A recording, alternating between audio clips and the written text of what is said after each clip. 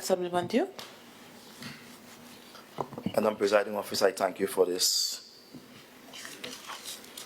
occasion to speak on behalf of my constituency, my electoral district of Roxborough, Argyll, and also on behalf of the people of Tobago. Madam Presiding Officer, in December 2021, Tobago went to the polls and they voted for an idea that those who sit in this room calling themselves independents would have championed. It was a community fund that boasted of $10 million per district. People are concerned about big money being spent on a yearly basis, and yet it is not being reflected in the various electoral districts. And so that promissory note, that idea was to comfort every single electoral district in knowing that when every year is finished, you would have, say, over $10 million insofar as infrastructural development projects or even social projects of a particular nature are concerned. $10 million. I recall, I championed the idea. I said to the people that such funding would be taken from the development funding. And I read here in the miserable motion an idea that gave me, I would say, a feeling of nausea. When I read in this motion, the composer of this motion stating that the current funding mechanisms do not always allow for direct district prioritization and executions of projects, I almost ripped the paper to shreds. Because the idea is, Madam Presiding Officer, how could you begin to promise people something, yet at the same time you're making an excuse for not delivering on the promise? And I wonder who is the composer of this motion. Definitely there is a separation between the composer of this motion and the deliverer of this motion. One does not know what he's writing, and the other does not know what he's saying. They are speaking of two different things. One would have gone to places of India, Jamaica, and they spoke very nobly of what community funding is used for. Nobly.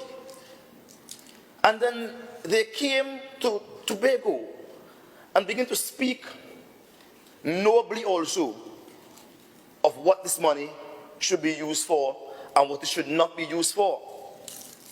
But as we continue to examine this motion, we recognize that the money put forward to equip the communities is vexatious. $12,500 per month. To do what? To do what, Madam Presiding Officer? This is the question. When one considers that for the entire 15 districts of Tobago, you are spending $150,000 each, and I will take my time and compute. I want it to be fresh. Let's just do the maths quickly. I know these calculators at times give a little trouble. 150 multiplied by 15. Let me get it again. 150 multiplied by 15 districts give you $2,250,000. You know what is that? That's the cost for what my good friend on the next side will fondly call staging the scene. Madam Presiding Officer, I feel to vomit. because it creates a churning in my stomach that good and sensible people will sit in this house and divide up among Tobago 15 districts the cost they would have spent on creating the fund they call Stage in the Sea. And they come inside and look like decent and respectable people. I cry shame upon them. They are a mockery of what we stood for. Hence, I understand the point that are now independence. And so, I am troubled. How could the district of Speyside, Charleville, Lansome, Politiville, Castara, call all the places behind there, spend $12,500 per month? To do what? To do what? If you were to divide that by the amount of persons who are estimated to be in a district, call it 4,000, Madam Presiding Officer, you would find $3 and a little cents. It would be 13, I wrote it down somewhere here. It would be $3.13 per person.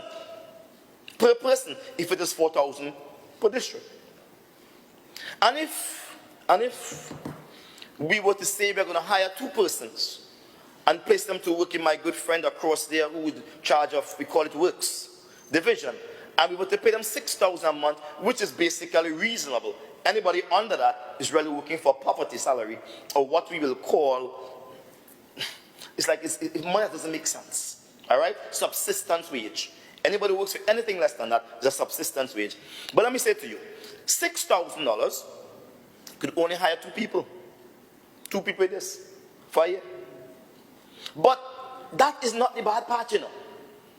The bad part, or the worser part, as we say sometimes, is worse than bad. The worser part is where they are saying the funding mechanism do not always allow. As if to say they're starting with an excuse. When we know the Tobago House of Assembly simply states that all our funding comes from central government and is placed in the Tobago House of Assembly fund.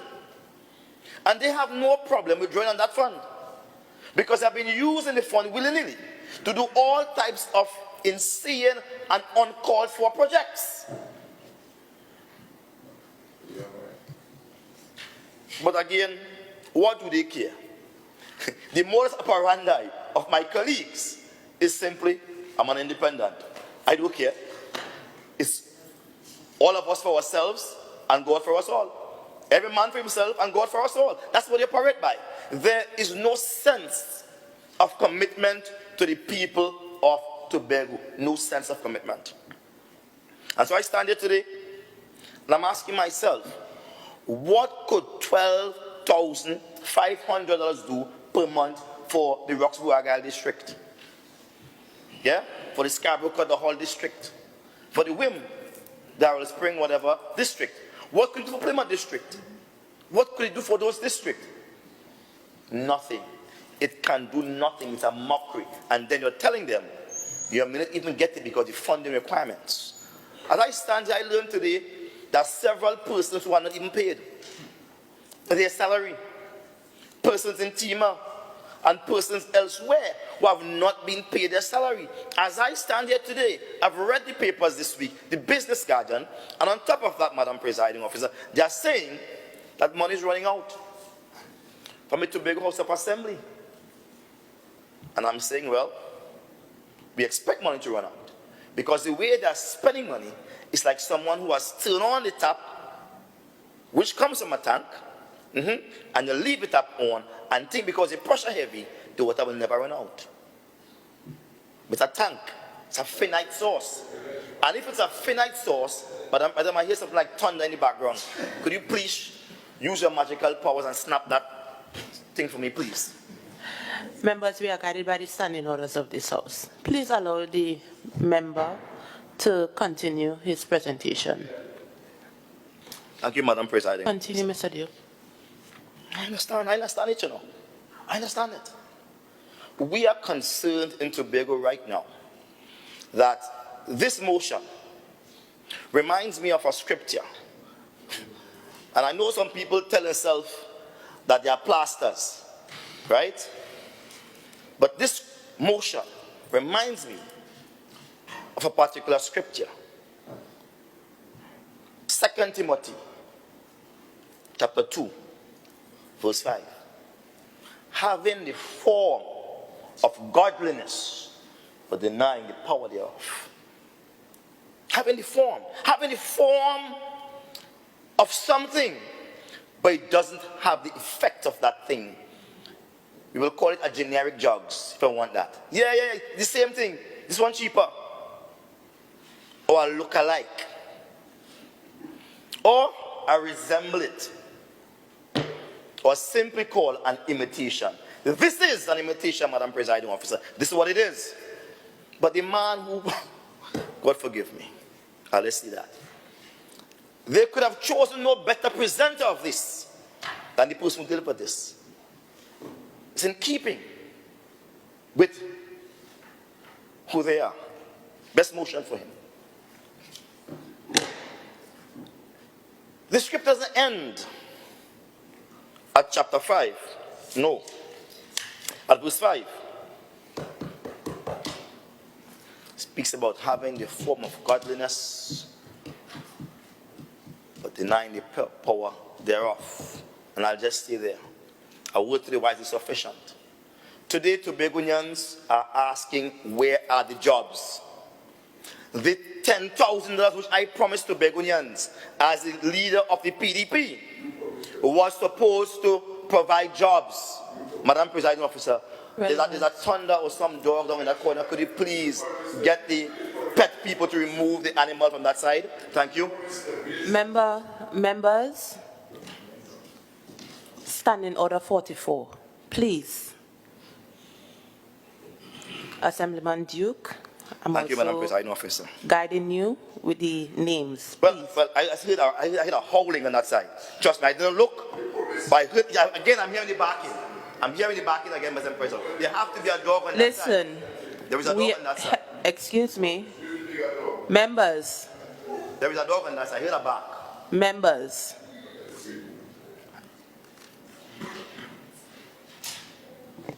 Thank you, Madam Presiding Officer.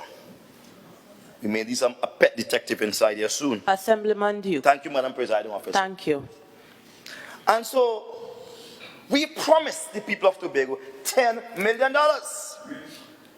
And when we promised them that, it was to create employment at the local level. Because $10 million can employ people. $10 million can build bridges, drains, clean up things, get things working again. It was supposed to be coming from the development fund. It had only been $150 million. Not much. I've seen road being paid for $70 million, $100 something million. But that's for one little area to benefit a few. We are talking about the whole of Tobago, where when the year comes, you would see development commensurate, equal to the thinking and the forward ability of your people. Nothing could be better than that. We have seen Tobagonians year after year vote and support political organizations, and in return they receive nothing, no development in their area. We were saying development that was on steroids. Give them $10 million. They come back here and they say nothing less than 150. I'm also concerned about the promises being made in this chamber to Tobagonians. We promised them they'll get gratuity before December, late December. And we're talking ex gratia payment, that is, Madam Presiding Officer. Tobagonians lay wait for the ex gratia payment, but the only person who got the ex gratia payment was those who were promised theirs by the Minister of Finance. And we inside here calling Tobago a country, Tobago a government, when the only thing that persons got that resembles ex gratia payment was promised by Trinidad and was given by Trinidad. Our word to the people of Tobago means nothing to them. We are promising them and we cannot deliver.